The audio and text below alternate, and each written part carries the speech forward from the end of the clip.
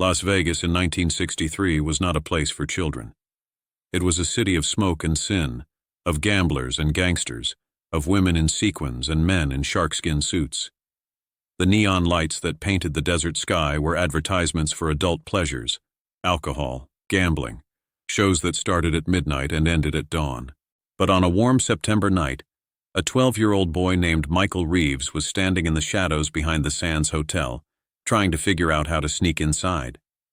Michael had no business being in Las Vegas. He lived in Henderson, a dusty little town 20 miles away where his mother worked double shifts at a diner and his father had disappeared 3 years earlier, leaving behind nothing but unpaid bills and broken promises. They lived in a 2-room apartment that smelled like mildew. Michael owned 2 pairs of pants, both with patches on the knees. But Michael had a dream. He wanted to be a singer. Not just any singer. He wanted to be Dean Martin.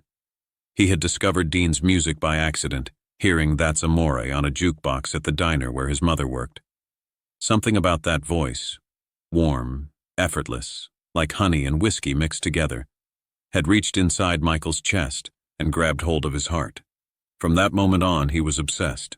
He saved every penny he could find. He bought Dean Martin records from the second-hand store. He practiced singing in front of the bathroom mirror, trying to capture that casual cool, that sense that the singer was letting you in on a private joke.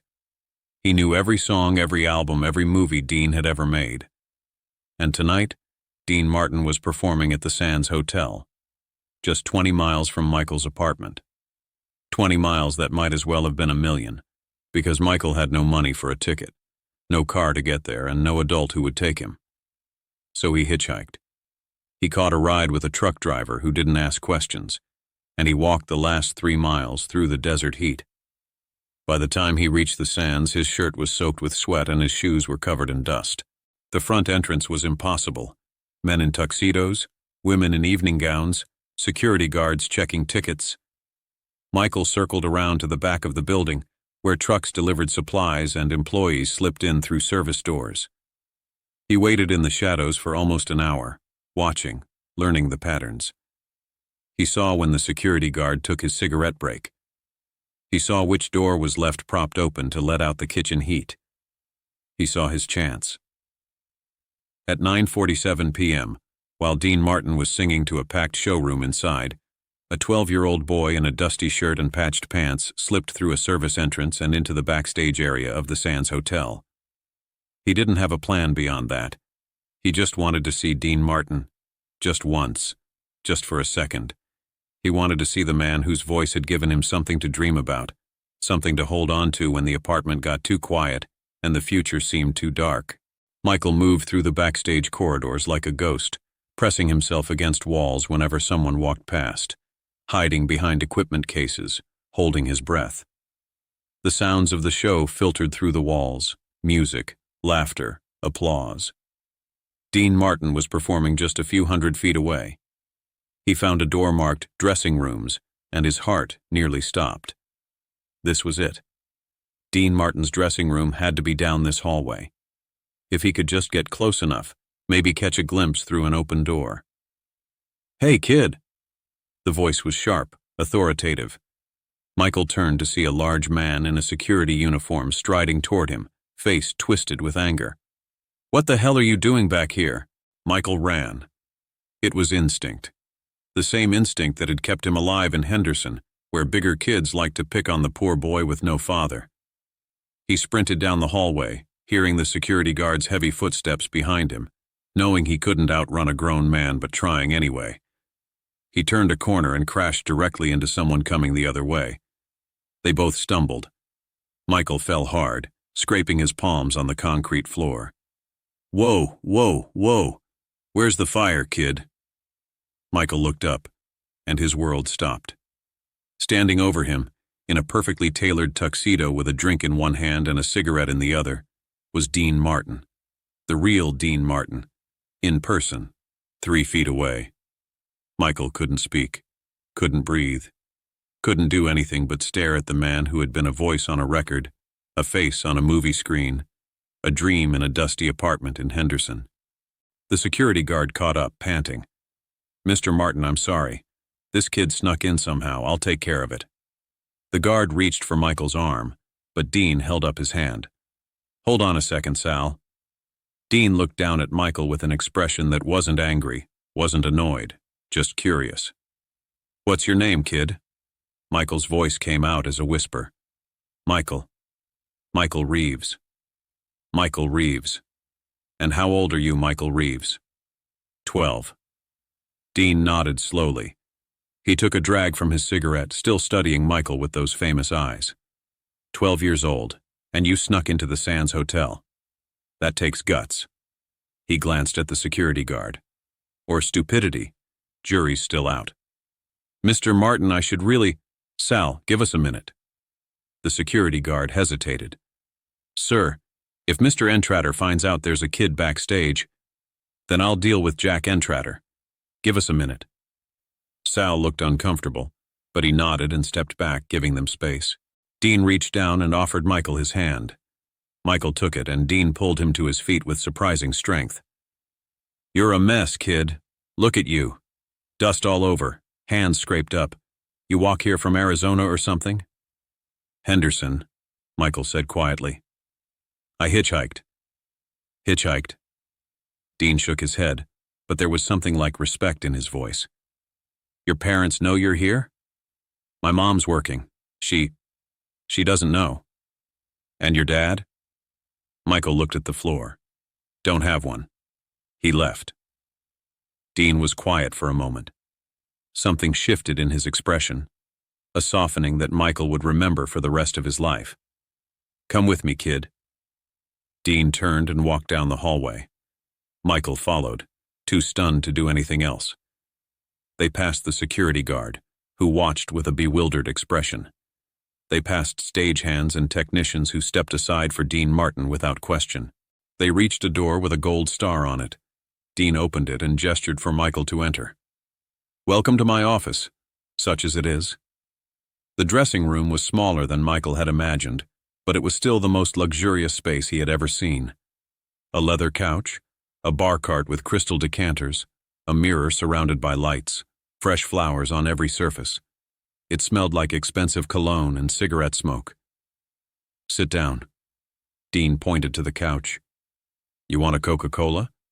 I think I've got one somewhere. Michael sat. His hands were still shaking. Yes, please. Dean found a bottle of Coke in a small refrigerator and handed it to Michael. Then he sat down in a chair across from him, crossing his legs casually, completely at ease despite the fact that he had a show to finish. So, Michael Reeves from Henderson, you hitchhiked 20 miles and snuck past my security guards. I'm guessing you didn't do all that just to steal towels from my dressing room. What do you want? Michael took a breath. This was his chance, his one chance, and he was going to take it. I want to meet you. I want to tell you that your music, it saved me. Dean raised an eyebrow. Saved you? That's a big word. Saved you from what? From giving up. The words came out before Michael could stop them, and once they started, they wouldn't stop. My dad left when I was 9.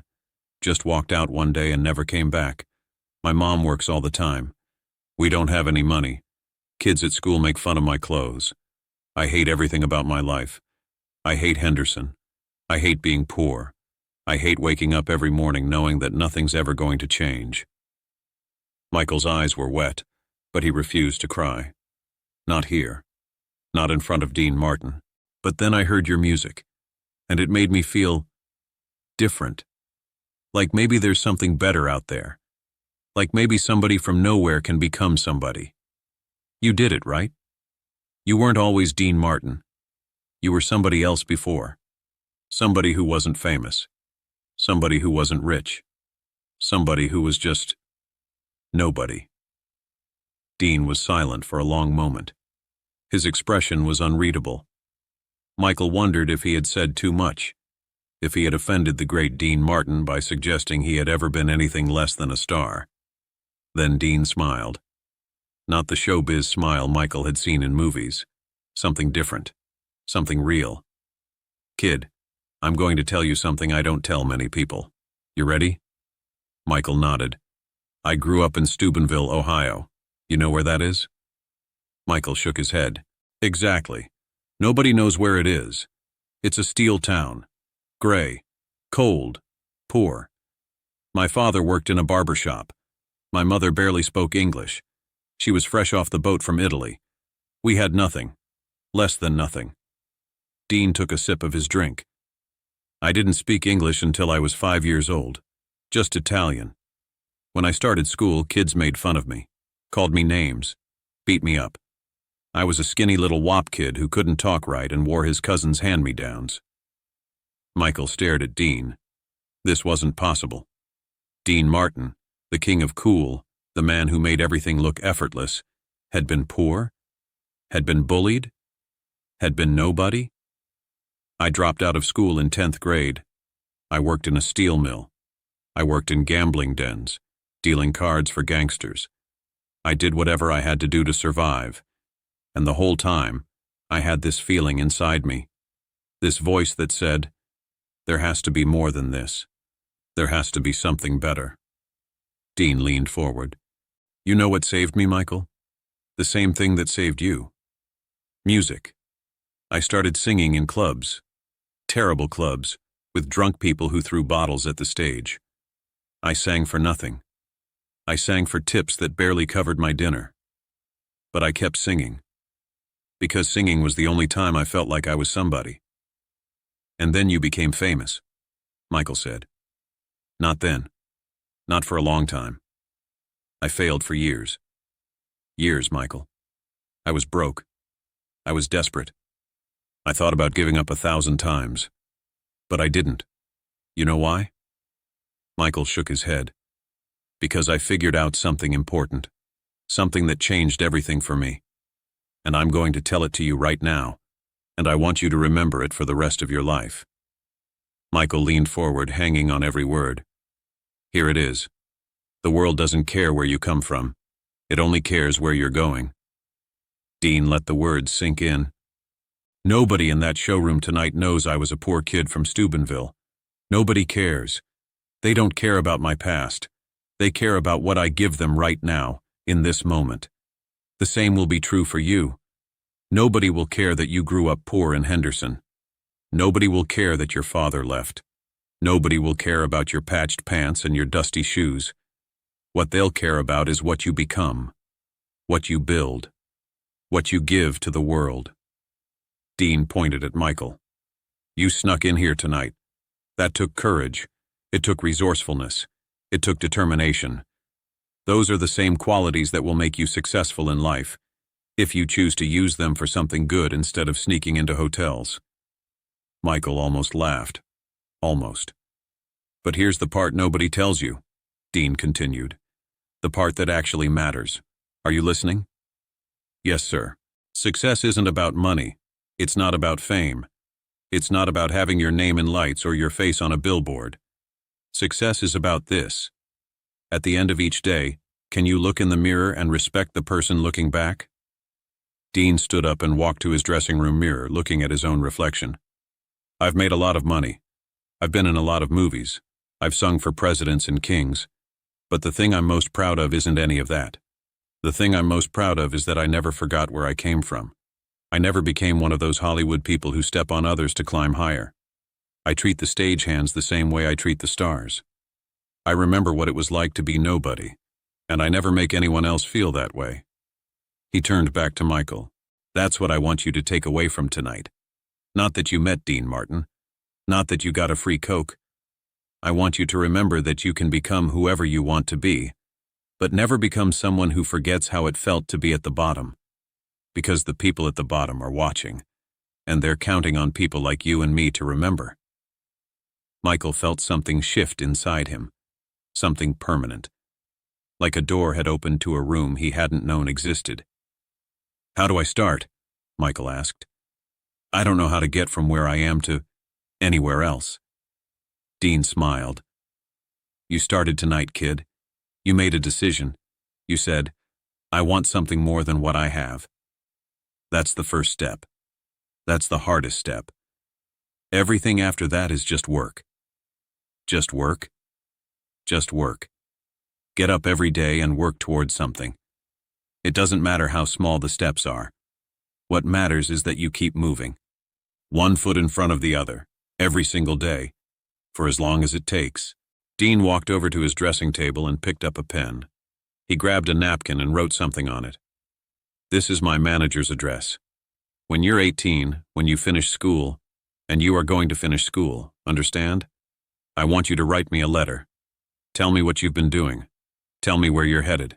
Can you do that? Michael took the napkin like it was made of gold. Yes, sir, I can do that. Good. Dean looked at his watch. I've got to get back out there. They're going to think I fell into the toilet. He walked to the door, then stopped and turned back. One more thing, Michael. Yes, sir. That feeling you had when you heard my music? That feeling that there's something more? Don't ever lose that. People will try to take it from you. Life will try to beat it out of you. But as long as you have that feeling, you've got a chance. Lose it, and you've got nothing. Dean opened the door. Sal's going to take you home, don't argue. Your mother's probably worried sick. She doesn't know I left. Then you better get home before she finds out. Dean winked. Trust me, mother guilt is the worst kind. Even Frank Sinatra is afraid of his mother. Michael stood up, still clutching the napkin. He wanted to say something meaningful, something that would express what this night had meant to him. But all that came out was, thank you. Dean nodded. Don't thank me, kid. Prove me right. And then he was gone, back down the hallway, back to the showroom, back to being Dean Martin for another 2 hours of songs and jokes and effortless charm. Sal drove Michael home in a hotel car. He didn't say much, but he wasn't unkind. He even stopped at a gas station to buy Michael a sandwich. Michael got home just before midnight. His mother was still at work. She never knew he had been gone. He lay in bed that night, holding the napkin with Dean Martin's handwriting, staring at the water-stained ceiling of his tiny room. But for the first time, the ceiling didn't feel like a prison. It felt like a starting point. The world doesn't care where you come from. It only cares where you're going. Michael Reeves decided where he was going, and he started walking. He finished high school, the first person in his family to do so. He worked 2 jobs while attending community college. He transferred to a state university, studying business because it seemed like the most practical path out of poverty. He worked harder than anyone he knew, getting up at 5 a.m. to study, working until midnight to pay tuition. On his 18th birthday, he wrote a letter to Dean Martin's manager, just as he had promised. He told Dean about his progress, his grades, his plans. He didn't expect a response. 3 weeks later, a letter arrived. It was from Dean Martin himself, short, handwritten, and signed with a simple, "Keep going, DM." Michael framed that letter.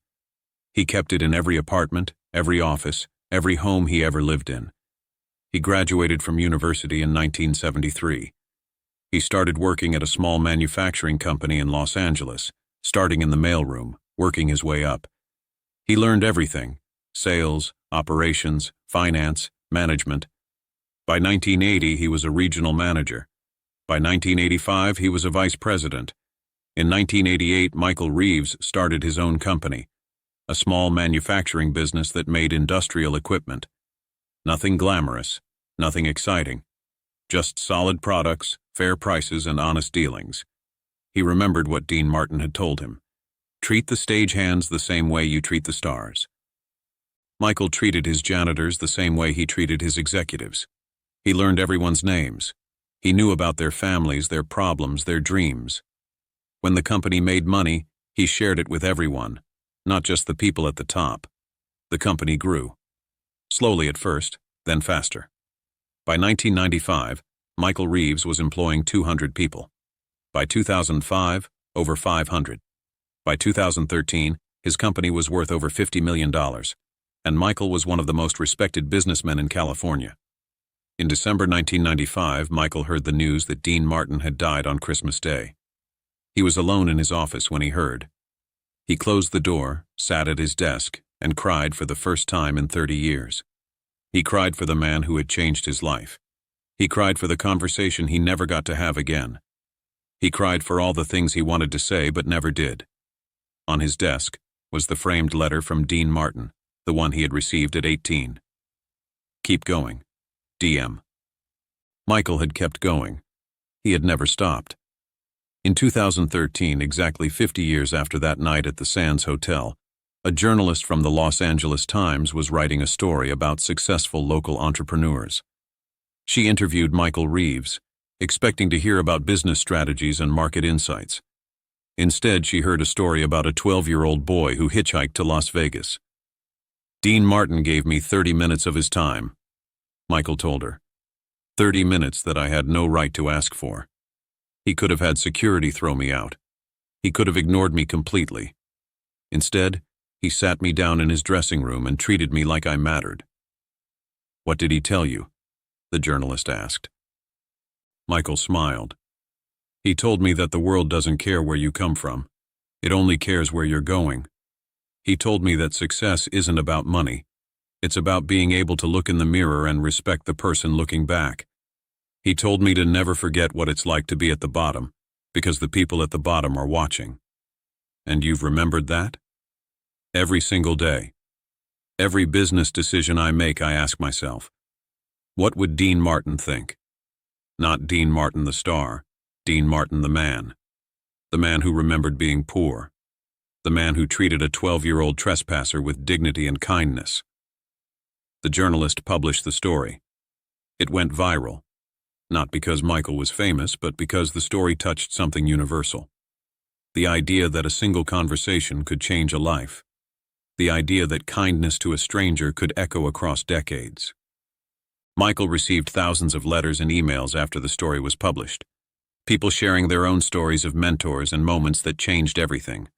He read every single one. In 2015, Michael Reeves was asked to speak at a business conference in Las Vegas. The venue? The Sands Hotel had long been demolished, but the conference was at a hotel on the same strip, just a few hundred feet from where the original Sands had stood. Michael stood at the podium, looking out at 1,000 young entrepreneurs, and he told them the story of a 12-year-old boy who snuck backstage to meet his hero. I'm not here to give you business advice, he said. There are smarter people than me for that. I'm here to tell you that success isn't what you think it is. It's not the money in your bank account or the title on your business card. Success is the impact you have on other people. He paused. Dean Martin was one of the biggest stars in the world. He could have spent his time with presidents and kings. Instead, he spent 30 minutes with a dusty kid from Henderson. And that 30 minutes meant more to me than every million I've ever made. Michael looked out at the audience. Somewhere in this room there's someone who needs what you have. Not your money, not your connections, your time, your attention, your belief that they can become something more than they are right now. He held up a worn, faded napkin, the same one Dean Martin had written on 50 years earlier. This napkin is my most valuable possession. It's not signed by a president. It's not a stock certificate worth millions. It's just a note from someone who took a chance on a kid who had nothing going for him. He carefully folded the napkin and put it back in his pocket. Be that person for someone. Give them 30 minutes. Give them your attention. Give them the belief that they can be something more. You never know. 50 years from now, they might be standing on a stage, telling your story. The audience gave him a standing ovation, but Michael barely noticed. He was thinking about a dressing room with a gold star on the door, and a man in a tuxedo who had looked at a desperate child and seen something worth saving. Michael Reeves died in 2021 at the age of 70. His company was worth over $80 million. He had employed thousands of people over his career, put countless kids through college with scholarships, and donated tens of millions to charities focused on helping at-risk youth. At his funeral, his daughter Rebecca spoke about her father's legacy. Dad kept two things on his desk his entire life, she said. A framed letter that said, "Keep going," and a worn napkin with an address written on it. When I was a little girl, I asked him why those things mattered so much. He told me a story about a night in Las Vegas, a 12-year-old boy who snuck backstage, and a man named Dean Martin who changed everything with a single conversation. Rebecca held up the napkin, carefully preserved in a frame now, the handwriting faded but still visible. My father built a company. He made money. He achieved what most people would call success. But if you asked him what he was proudest of, he wouldn't talk about any of that. He would talk about the scholarships he funded, the employees he mentored, the young people who came to him lost and left with direction. She smiled through her tears. He used to say, "I'm just paying it forward. Dean Martin gave me 30 minutes. The least I can do is give 30 minutes to someone else." Rebecca looked out at the hundreds of people who had come to honor her father. Employees, business partners, scholarship recipients, friends, family. I counted once. In the last 20 years of his life, my father had over 2,000 of what he called Dean Martin meetings. 30 minutes with a young person who needed guidance. 30 minutes of his full attention, his wisdom, his belief in their potential. She paused. 2,000 people.